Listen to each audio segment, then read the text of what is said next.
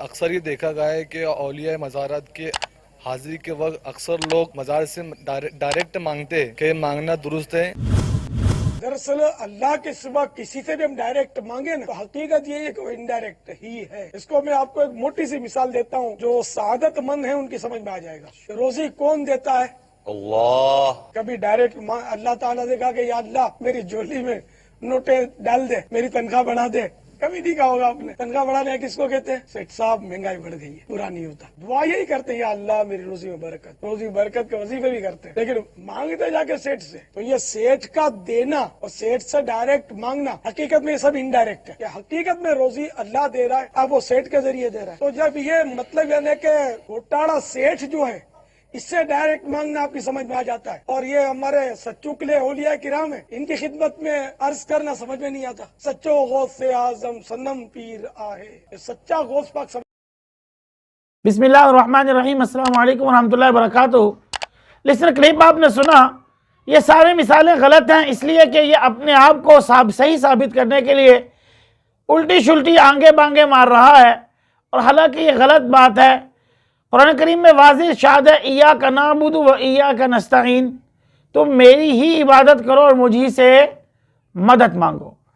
تو یہ جو کہہ رہا ہے کہ اولیاء کا جا کر اولیاء کے درباروں پہ مانگنا درست ہے، اور مثال بھی ایسی دے رہا ہے کہ روزی اللہ دیتا ہے مگر تنخواہ ہم اس سے بڑھواتے ہیں، تو یہ ایک محنت ہے، اور محنت کے نتیجے میں وہ انسان جو مرضی کہہ سکتا ہے، جیسے ایک کاروبار ہے، جیسے کہ اللہ کے نبی صلی اللہ علیہ وسلم نے کیا فرمایا کہ تجارت تمہارے لیے نفع بخش ہے۔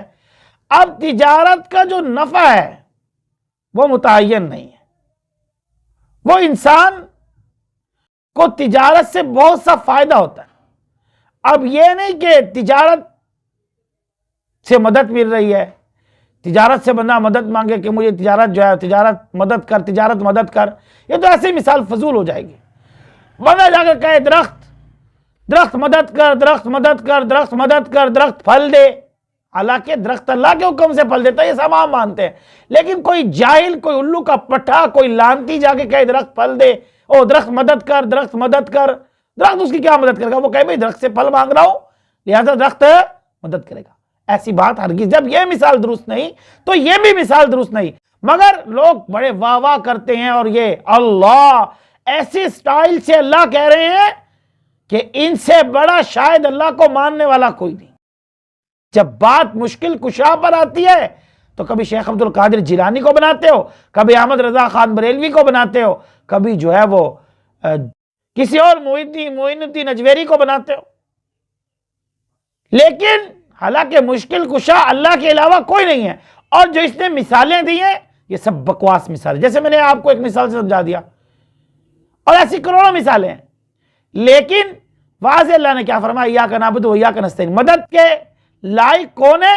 جو سورۃ فاتحہ میں اللہ خود فرما رہے ہیں کہ وَإِيَّاكَ نَسْتَعِينُ، مدد مجھے سے مانگو بس، اور کسی سے مدد نہیں مانگنی۔ ہاں یہ ایک استعانت ہے، ایک سبب ہے، جیسے کہ قرآن کریم میں واضح ارشاد ہے وَتَعَاوَنُوا عَلَى الْبِرِّ وَالتَّقْوَىٰ، نیک کاموں میں لوگوں کے ساتھ تعاون کرو، اور الاسم والعدوان، اور برائی میں تعاون نہ کرو۔ تو یہ ہے، تو لیکن ان کو مثالیں اپنے لیے ضرورت کے لیے تو مثالیں جیسے مرضی فٹ کر لو، اور ان کا یہ وتیرہ ہے، اور ان کے اعلیٰ حضرت نے بھی قرآن میں، ان کے اعلیٰ حضرت کے ماننے والوں نے بھی قرآن میں جو ہے وہ ایسی مثالیں دی ہیں کہ آپ سن کر حیران ہوں گے۔ بہرحال زندگی کبھی رہی تو انشاءاللہ ضرور بتاؤں گا۔ اللہ تعالیٰ سمجھ کر عمل کرنے کی توفیق عطا فرمائے۔ آخر دعوانا الحمدللہ رب العالمین۔